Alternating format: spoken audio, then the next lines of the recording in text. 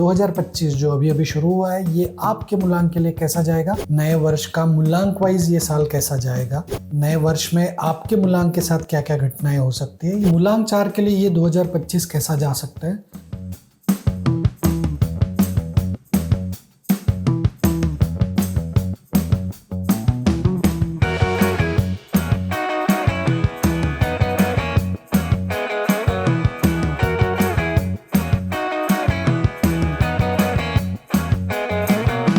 नमस्ते दोस्तों, आज आप सभी का स्वागत है ऑस्पिशियस न्यूमरोलॉजी चैनल के हमारे नेक्स्ट वीडियो में।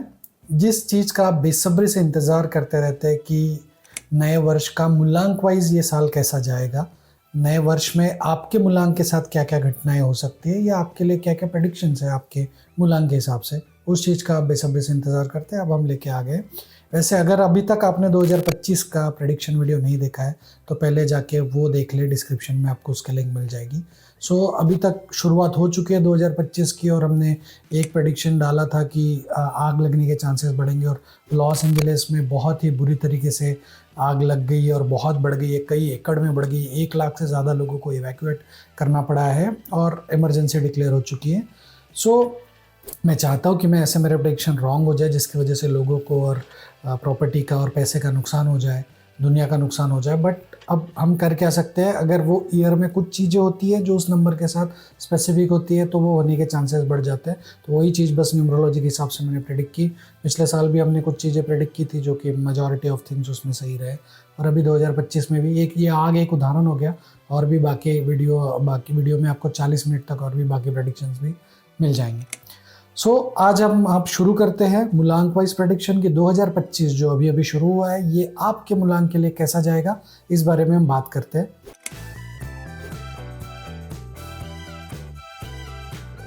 अब हम बात करते हैं मूलांक 4 की कि मूलांक 4 के लिए ये 2025 कैसा जा सकता है। तो सबसे पहले मैं आपको बता दूं कि मूलांक 4 किसका होता है। तो जिनका जन्म दिनांक 4, 13, 22 या 31 है, उन सभी का मूलांक 4 है, जिसको हम ड्राइवर नंबर या बर्थ नंबर भी कह सकते हैं। तो मूलांक 4 के लिए 2025 कैसा जाएगा? तो 2025 ये जो ईयर का टोटल जो आता है 2 + 0 + 2 + 5, इसका टोटल 9 आता है।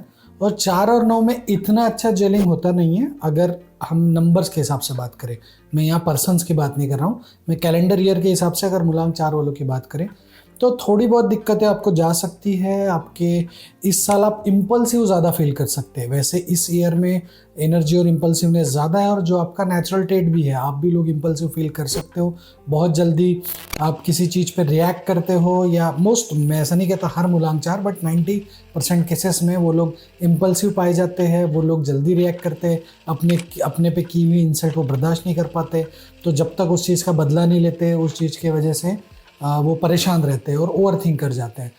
ये साल भी ये सारी पॉसिबिलिटीज़ बन सकती है कि आपको किसी का गुस्सा है, और जब तक वो गुस्सा शांत होता है उससे पहले आप उससे लड़ ले, झगड़ ले, या ऐसे एक्टिविटीज़ जिसमें आपका कंट्रोवर्सी हो रही है, आर्ग्यूमेंट हो रही है, बहस हो रही है, रोड रेज हो रहा है, रोड पे झगड़ा हो रहा है, किसी ने डैश कर दी गाड़ी को, इस चीज़ की वजह से आपको थोड़ा परेशानी हो रही है या आपकी किसी से बहस हो रही है, इसकी पॉसिबिलिटीज़ हाई रह सकती है। तो इन चीज़ों से बचने के लिए चीज़ें अवॉइड करें, जितना हो सके उतना किसी से बहस करना या आर्ग्यूमेंट करना या किसी पे गुस्सा होना थोड़ा सा अवॉइड कर लें, सो दैट वो चीज़ एक्सट्रीम लेवल पे ना जाए। लेट इट भी कर दीजिए कुछ इस साल के लिए मेरा एक सजेशन रहेगा कि आप लेट इट भी वाले एटीट्यूड के साथ चलिए, और स्पेशली जुलाई अगस्त और मार्च अप्रैल में ऐसी घटनाएं बढ़ सकती है आपके साथ। किसी से बहस, चाहे घर में हो, चाहे बाहर हो, चाहे रोड पे हो, कहीं पे भी हो। ऐसी इंसिडेंसेस आपको देखने में मिल सकते हैं, इनसे बचना है आपको, एग्रेसिव होने से बचना है।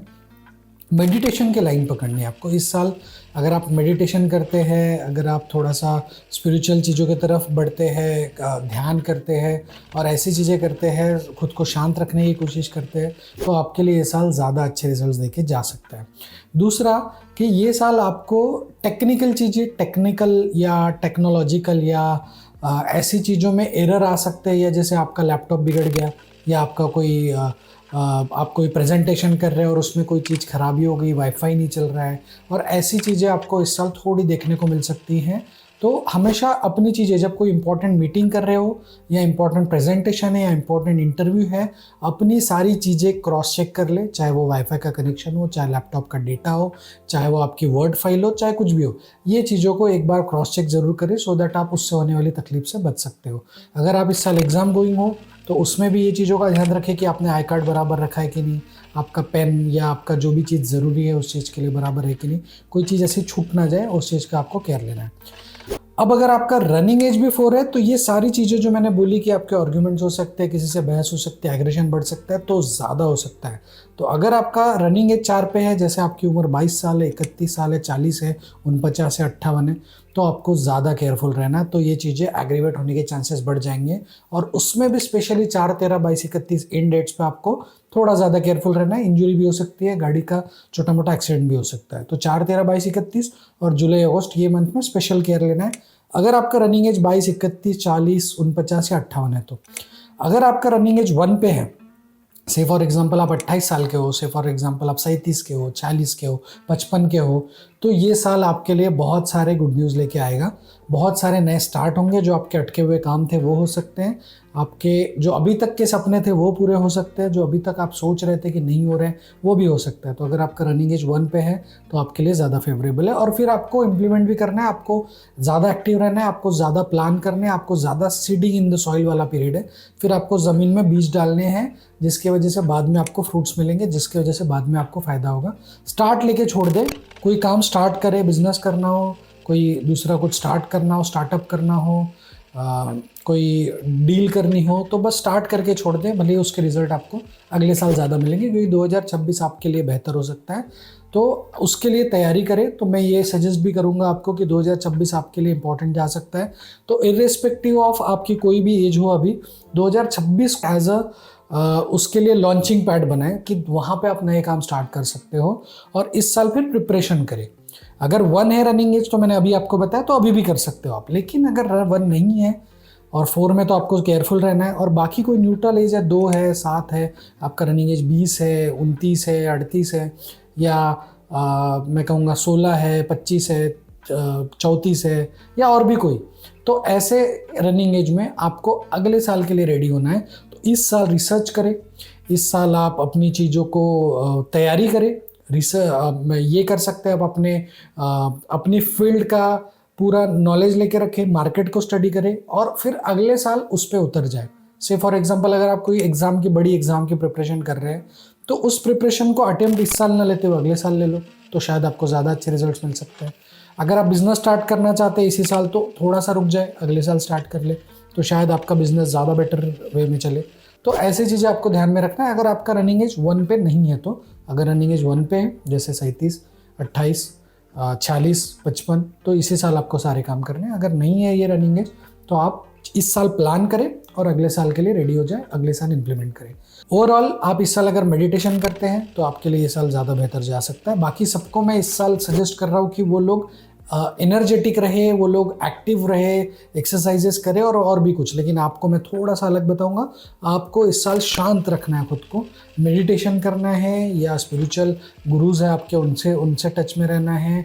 आपको अकेले में अपना शांत रख के अपने प्लान्स को सोचना है, अपने चीज़ों की प्लानिंग करनी है। तो अगर आप एकांत में समय बिताते हैं, ऐसी चीज़ें आप चेक करते हैं कि मुझे क्या बेहतर कर सकता हो, अगर आप रेक्टिफाई करते हैं, खुद को सेल्फ एनालाइज करते हैं, उसमें टाइम बिताते हैं, तो शायद ये साल आपके लिए और बेटर जा सकता है। अगर आपको इंपॉर्टेंट काम करने हैं तो कौन से डेट्स पे करें, तो 1, 10, 19, 28 को प्रीफर करें। जो मेरे रेगुलर व्यूअर है उनको पता है कि मूलांक 4 वाले वीडियो में मैंने एक्सप्लेन किया है कि 1 वाली डेट को ज़्यादा यूज़ करना है। तो अपने इंपॉर्टेंट काम 1, 10, 19, 28 पे करने की कोशिश करें। अगर 1 ऑप्शन में नहीं है तो 2, 11, 20, 29 और 7, 16, 25 को भी आप यूटिलाइज कर सकते हो। बट 1 पे प्रायोरिटी रखें, तो शायद आपके कुछ काम जो इंपॉर्टेंट काम है वो बन सकते हैं। मैं ऐसा नहीं कहता एवरी सिंगल काम बनेगा और हर बार 1, 10, 19, 28 आपको अच्छी जाएगी, लेकिन मेजॉरिटी ऑफ टाइम 10 में से 6 बार 7 बार इन डेट्स पे आपके काम हो सकते हैं। तो क्यों ना हम उन डेट्स पे ज़्यादा कोशिश करें। तो ये कुछ सजेशन आपके लिए, मैं आशा करता हूँ आपको समझ में आए होंगे। मैं प्रे करूँगा कि आपके लिए ये साल बेहतर जाए, आपके लिए ये साल आपके बहुत सारे सुख, आपके लिए बहुत सारा सुख समृद्धि भरा ये साल रहे, मैं ये आशा करता हूँ।